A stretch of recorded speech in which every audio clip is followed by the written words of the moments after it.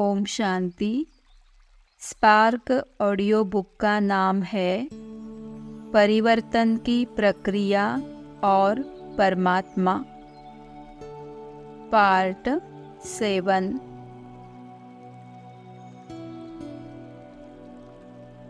प्रश्न है, क्या ड्रामा की गाड़ी पीछे लौटेगी या लौट सकती है? उत्तर है, यदि हाँ तो कैसे, और यदि नहीं तो क्या होगा?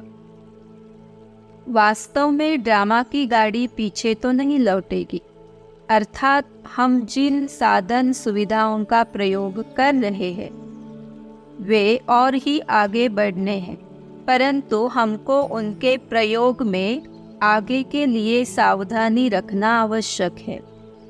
साइंस के जो साधन हमारे प्रयोग में आने लगे हैं, आगे भी उनके उपयोग में वृद्धि ही होगी। यज्ञ की स्थिति को जो देख रहे हैं, उस अनुसार उस पर नियंत्रण बहुत कठिन है, परंतु उपयोग करने वालों को उनके हित अनहित की जानकारी देकर उसमें सुधार लाया जा सकता है। बाबा ने जो ज्ञान दिया है उससे हमारी जो अभिधारणा है कि जो हुआ वह अच्छा हुआ, जो हो रहा है वह अच्छा है, जो होगा वह अच्छा होगा, उसको भी अवश्य बुद्धि में रखना होगा। स्थापना विनाश अर्थात विश्व परिवर्तन एवं परमात्मा परिवर्तन की प्रक्रिया और विनाश। निरसंकल्प और निर्विकल्प समाधि का हठ योग में भी बहुत वर्णन है, परंतु निरसंकल्प निर्विकल्प समाधि के साथ शुभ संकल्प समाधि अति महत्वपूर्ण है, जिसका हठ योग में कोई वर्णन नहीं है, जो परमात्मा ही आकर बताते हैं और उसमें सफलता का विधि विधान बताते हैं। शुभ संकल्प समाधि की सफलता ही सच्ची आध्यात्मिक सफलता है, क्योंकि शुभ संकल्प समाधि में स्थित होकर कर्म करने से ही आत्मा की उन्नति होती है और उसके आधार पर ही विश्व परिवर्तन होता है। यह शुभ संकल्प समाधि अर्थात स्थिति का राज विश्व परिवर्तक परमात्मा ने अभी बताया है, जिसके आधार पर ही विश्व परिवर्तन का कार्य हो रहा है, अर्थात नई दुनिया की कलम लग रही है।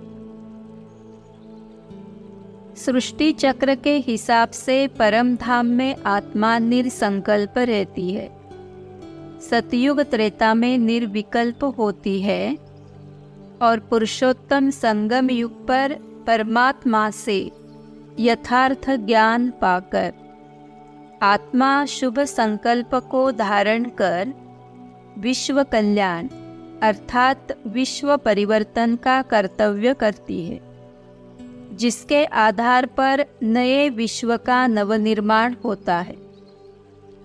अभी वर्तमान में जो शुभ संकल्प में स्थित हो शुभ कर्म करेगा, उसका भविष्य अवश्य ही शुभ होगा। उसके लिए सोचने की भी आवश्यकता नहीं है, क्योंकि भविष्य हमारे वर्तमान की ही परछाई है। एक तो आत्मा के ऊपर अज्ञान काल में किए गए विकर्मों का बोझा है, जो कर्म भोग और कर्म बंधन के रूप में दुखी करता है।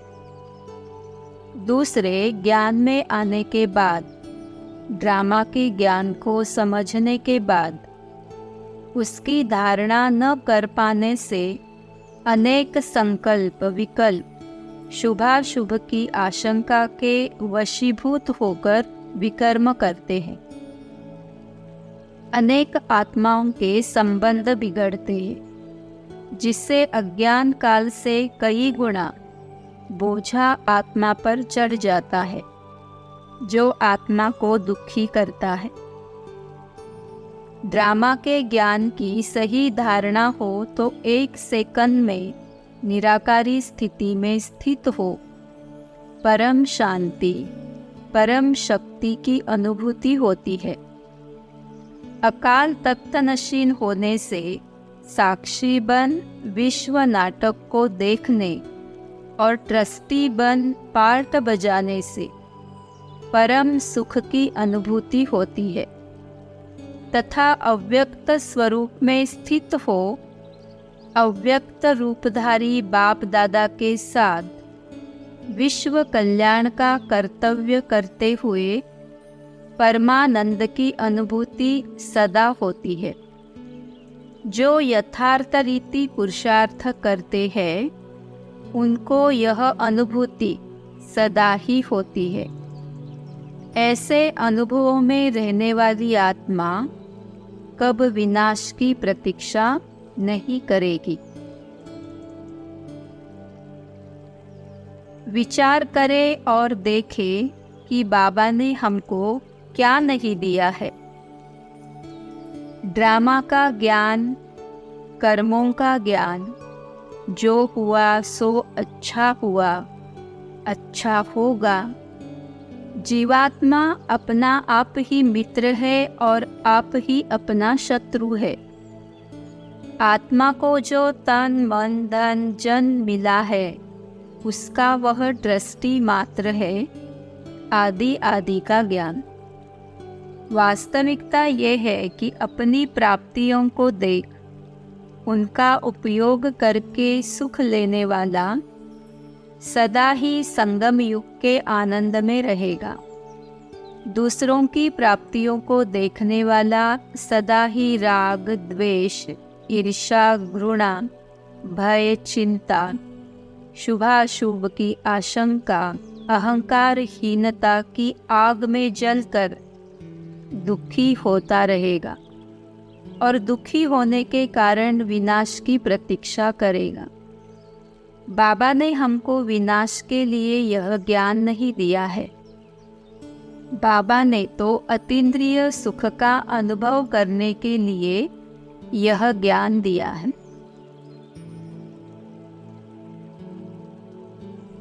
7 फरवरी 1976 के अव्यक्त महावाक्य।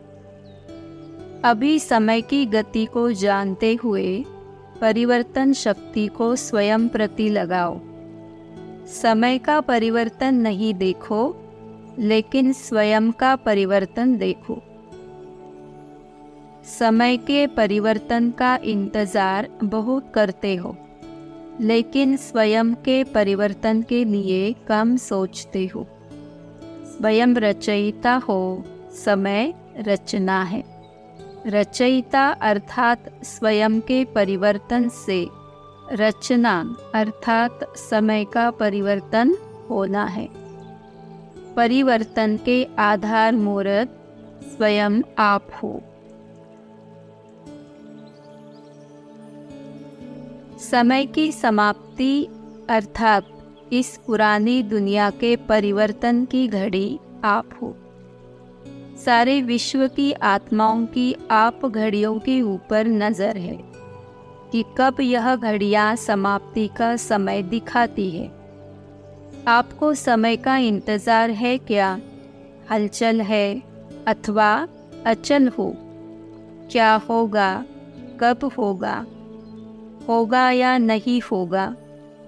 ड्रामा अनुसार समय प्रति समय हिलाने के पेपर्स आते रहे हैं और आएंगे भी। 2 फरवरी 1976 के अव्यक्त महावाक्य। तो ब्राह्मणों के परिवर्तन करने की विधि सिद्धि स्वरूप न बनने का कारण भावना बदल कामना हो जाना है। इसीलिए पुरुषार्थ ज्वाला रूप नहीं होता है। ब्राह्मणों का ज्वाला रूप विनाश ज्वाला को प्रज्वलित करेगा। इसीलिए ब्राह्मणों के पोतामेल में अब लास्ट सो फास्ट पुरुषार्थ ज्वाला रूप का ही रहा हुआ है। पांडवों के कारण यादव रुके हुए हैं। पांडवों के श्रेष्ठ शान, रूहानी शान की स्थिति यादवों के परेशानी वाली परिस्थिति को समाप्त करेगी।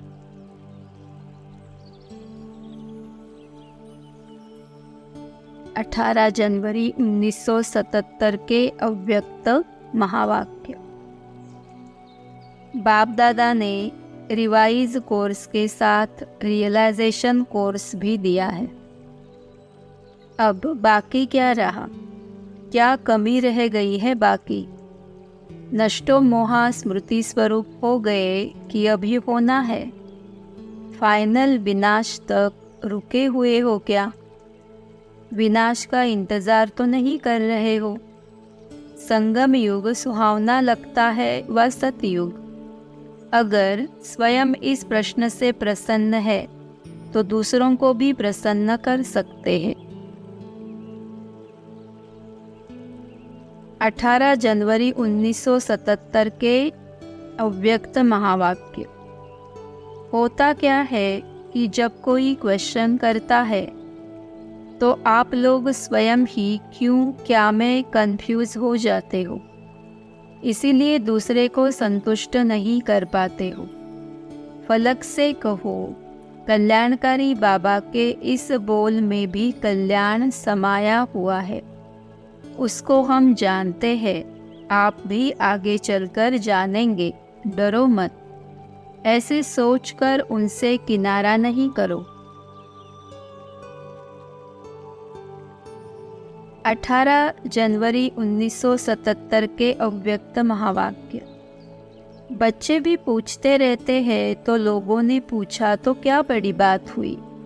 बच्चों की शादी करे या नहीं करे, मकान बनाए या नहीं, वास्तव में इन क्वेश्चंस का विनाश की डेट से कोई कनेक्शन नहीं है।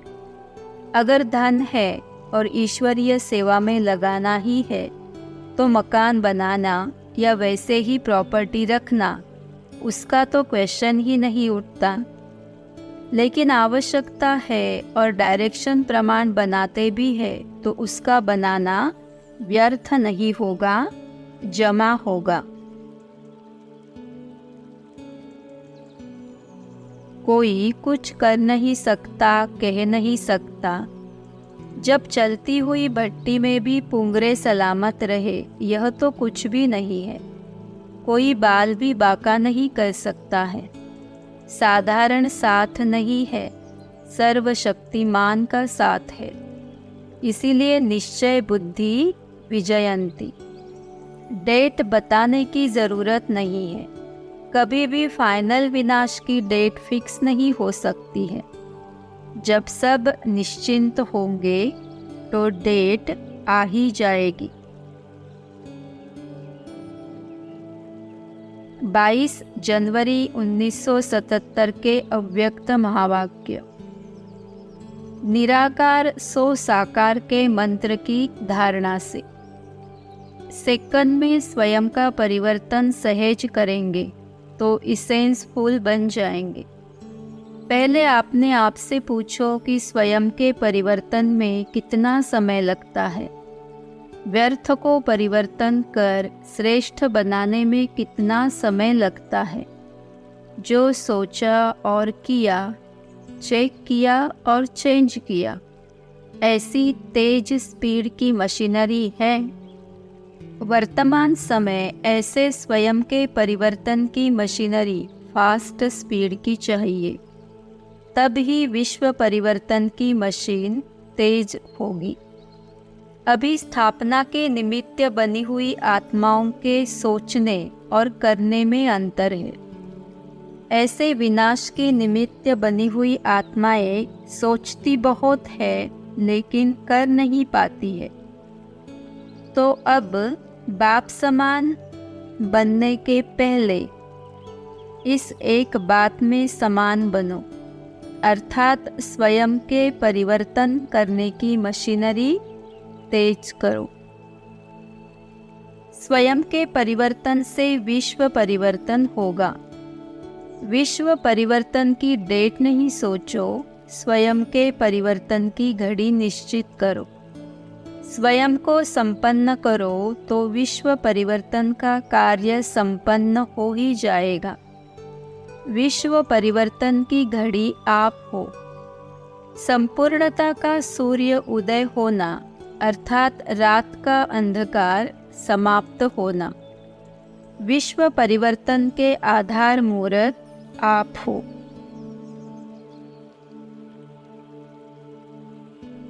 आत्मा को यथार्थ ज्ञान न होने कारण अपने को देह समझती है, दूसरों को भी देह रूप में देखती है और बुद्धि दैहिक संबंधों में ही रहती है। परंतु जब यथार्थ ज्ञान मिलता है तो अपने को आत्मा समझती है, आत्मिक स्वरूप में स्थित हो कर्म करती है और दूसरों को भी आत्मिक रूप में देखती है। 22 जनवरी 1977 के अव्यक्त महावाक्य दादी जी के साथ। गायन है पांडव पहाड़ों पर गल गए अर्थात समाप्त हुए। ऐसे देह अभिमान की स्थिति से समाप्त हो गए हो। सभी पांडवों समान पूरे मरजीवा नहीं बने हो। मरजीवा अर्थात देह भान से मरना। एक स्थान से मरना होता है, दूसरे स्थान में जीना होता है। ऐसे यहाँ भी देह अभिमान से मरना और देही अभिमान से जीना। परिवर्तन की प्रक्रिया और हमारी वर्तमान स्थिति। साक्षी स्थिति संगम युग की विशेष प्राप्ति है, जो परमात्मा का हम आत्माओं को विशेष वरदान है, क्योंकि यथार्थ ज्ञान से ही साक्षी स्थिति संभव है। यज्ञ की सत्ता समय परिवर्तन के साथ जब ऐसे हाथों में सत्ता जाएगी जिन्होंने कहाँ न कहाँ माया से हार खाई है, नाम रूप में फंसे हैं, मान शान के प्रलोभन में है, तो उनकी मानसिकता के आधार पर यज्ञ के नियम, संयम, मर्यादाओं आदि में भी अवश्य परिवर्तन होगा और वे किसी न किसी बात की आड़ लेकर अपनी मानसिकता को दूसरों पर थोपेंगे। उस स्थिति में अपनी मानसिकता में परिवर्तन न आए, अर्थात हम अपने नियम संयम में दृढ़ रहे, हमारी संगम युग की प्राप्तियों की अनुभूति में परिवर्तन न हो, उनके प्रति हमारी भावना में परिवर्तन न हो, हम सदा साक्षी स्थिति में रहे। उसके लिए यह परिवर्तन की प्रक्रिया बुद्धि में होना अति आवश्यक है। जब यह स्वाभाविक परिवर्तन की प्रक्रिया बुद्धि में होगी, तब ही हम विश्व नाटक के यथार्थ ज्ञान की धारणा से साक्षी स्थिति में सब देखते हुए अपने स्वमान में रहे संगम युग की प्राप्तियों की अनुभूति में रह सकेंगे।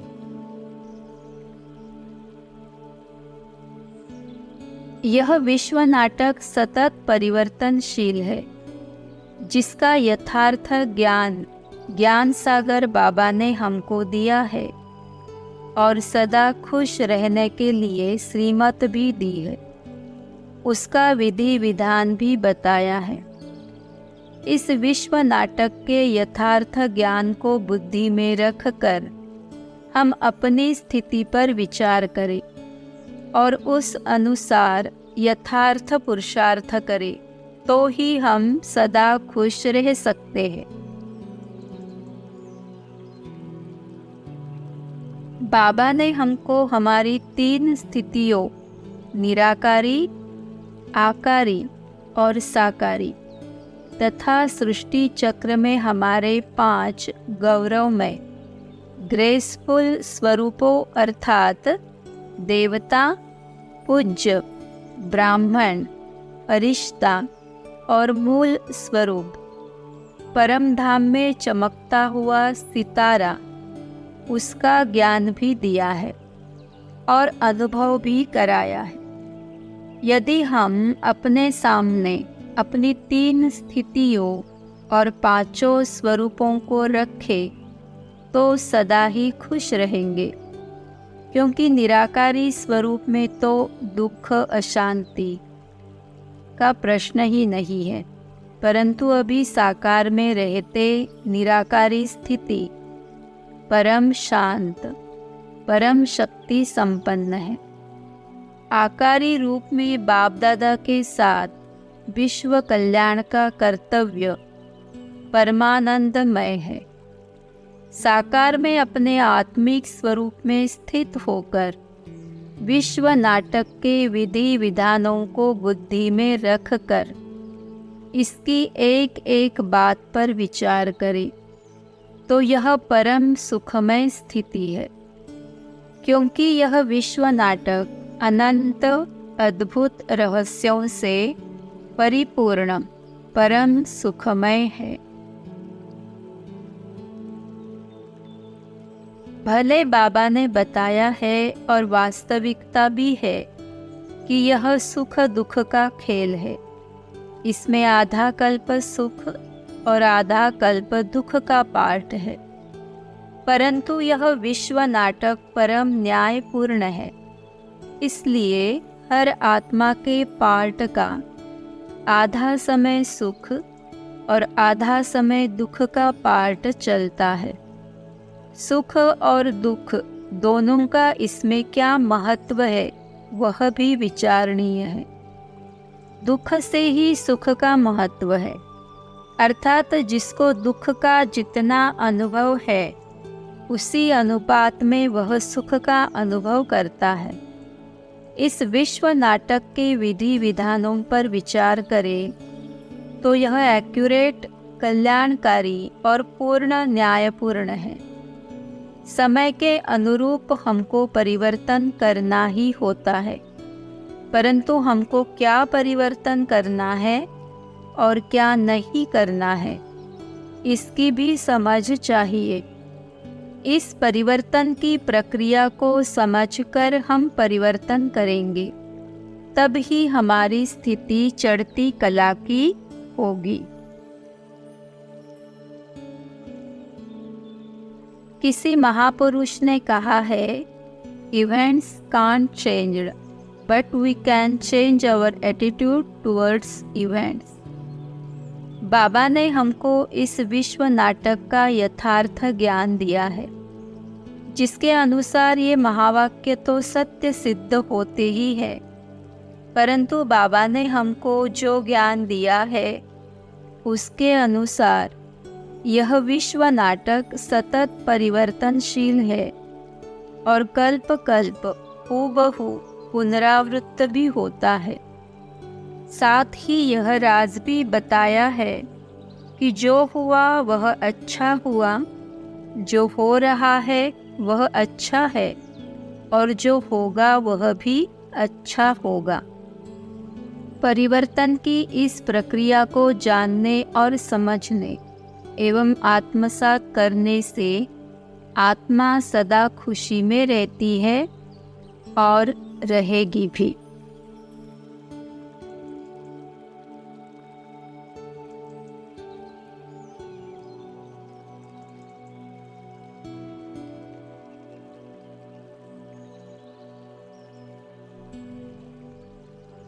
ओम शांति।